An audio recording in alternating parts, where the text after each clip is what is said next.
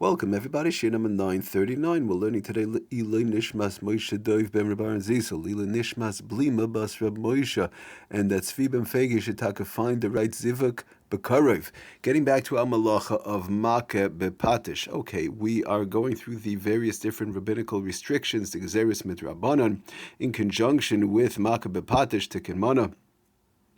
So the next one that we just finished talking about infusing smells into item, perfume, clothing, and these type of things. Okay, the next one I want to talk about, interesting, the Shulchan Aruch in Siman Shin Lamed Tes brings down a reference to swimming on Shabbos. So the question is now, where do we see that there's a problem of swimming, whereby that might come to whereby one would be over MAKEH B'PATISH or Tikkun, completing an item or fixing an item and so on. So the Mishnah Berurah talks about over there. I just want to read from the Sefer Lamed Tes Malachos, and he says like this: in the period of the time of the Gemara, in the days of Chazal, way back when, swimming was taught with the aid of a type of a life preserver. It actually is today also, but it's a little bit different type of life preserver that was made from different types of reeds and so on. And he brings down in parentheses the types of marsh grass commonly used for roof thatching and basket making, these type of things. So the bottom line is they would weave together these type of reeds, and it became like a barrel-shaped type of a float, and it was completely enclosed and airtight, and like this somebody could float. So if they're learning how to swim or they're swimming, they're afraid of falling, going down into the water, Rahman al-San. So they used to make these type of floats, these barrel type woven from the reeds and so on, airtight. Okay, so the question is, and he explains that this is it's like our modern day life preserver type of a thing. We have the life preservers that are blown up and so on. They used to have these type of also life preservers, but it was a handmade type of a thing. So and they call it. It's called in halacha the chavis shel shaitin, or you want to call it in English, it's swimmer's barrel, or so on. Okay, be it as it may. So this thing that they call chavis shel, not actually chavis shel shaitin, chavis shel shayotin. Okay, that's how the Mishnah Berurah brings it down. The lashon chavis shel shayotin. So this type of a barrel, this type of a life preserver, Chazal were afraid if one is allowed to swim on Shabbos, they're going to come to make this type of a life preserver, obviously, and that will be running into a problem of either MAKEH B'PATISH or Tikkun.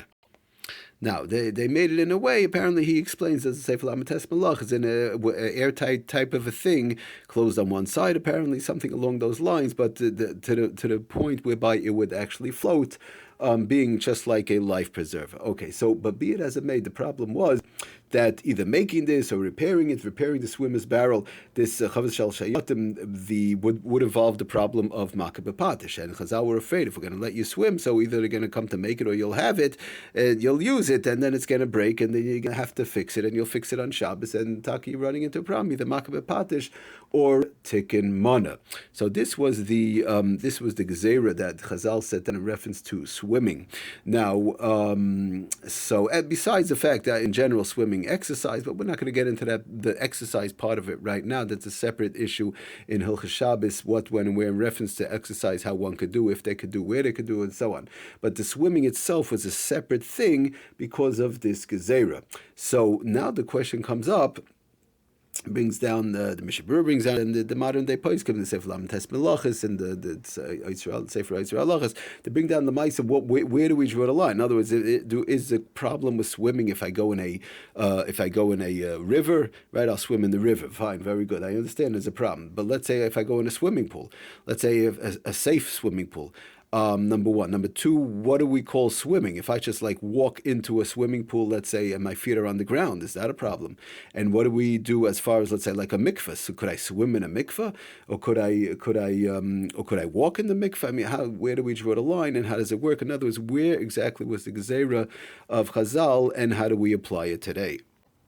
And he brings down an interesting point before we get to the, what the halach is actually, the Sefer Lametes Malachas. Again, he brings down on page 1190, interesting point, that it seems that repairing these type of floats, these barrel floats or so on, repairing them was something that most people were able to do, and it was a rather easy type of a thing. In other words, you didn't need like to call a mechanic or to bring it to a special place to fix. It was something that people could fix very easily. But even a simple repair, as we know from learning MAKEH B'PATISH, the halachas of MAKEH B'PATISH and Tekemana, even a simple repair, making something not usable, and even sometimes just repairing it and making it even better, is running into a malacha, and even sometimes a malacha d'oraisa of MAKEH B'PATISH.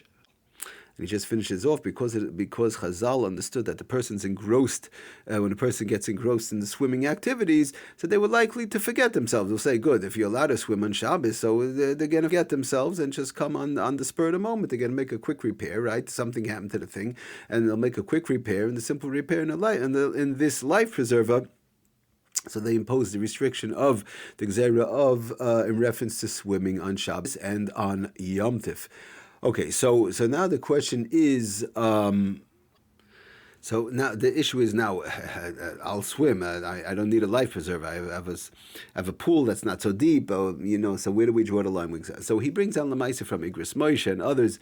Bechlal, the Gezerah is across the board. In other words, he says like this on page 1191. Says the Sefer Lametes Malachas in conjunction with the modern day Poskim and so on. The prohibition, the Isser of swimming in a river or pond extends to all situations. That is to say, he says like this: even where there's a little or no likelihood that it would lead to any types of repairs. Let's say a shallow river or something, or a shallow place, a shallow pool, whatever the case is. It's not going to lead to any type of repairs. But nevertheless, in general, Gezerah's Chazal, in general, are generally categorically applied even in times and conditions where the original considerations and reasons for the original Gezerah do not exist. We see that across the board. We'll see it when we get to HILCHOS Refuah and so on. The Gezerah of one might come to crush items which grow from the ground, herbs and so on, in reference to making medication. Now, who's going to go? I need medication. Somebody needs medication. Going to start crushing herb. But when there was a Gezerah's Chazal, in general, it applies across the board and it applies forever. That's it. I mean, unless there was a special circumstance whereby Chazal told us, or was brought down in halacha like that in the Shulchan Aruch, that things change. But otherwise, the same Gezerah does apply. So therefore he brings down, in conjunction with how the Poskim explain it, therefore swimming, and the Shulchan Aruch brings it down like that, halacha l'maisa. Therefore swimming in general is also, even in the modern times, which is today, when the early day type life preservers are no longer ever used. Nobody uses, even if you don't use a life preserver at all. And shallow waters and these type of things. So in Lamaisa, bottom line is swimming is also to do on Shabbos. Now we'll see next upcoming shir a little bit more of the details in reference to what do we mean by swimming? Picking my feet off the ground? Could I walk in the water? A mikvah, how does that work? And so on, and these various different type of inyanim. But the bottom line is for today's shir. Category number one of the swimming is that in general, swimming is asur across the board. That was the Gezerah's Chazal. Thank you for listening. Aslachem Racha Kol Tov.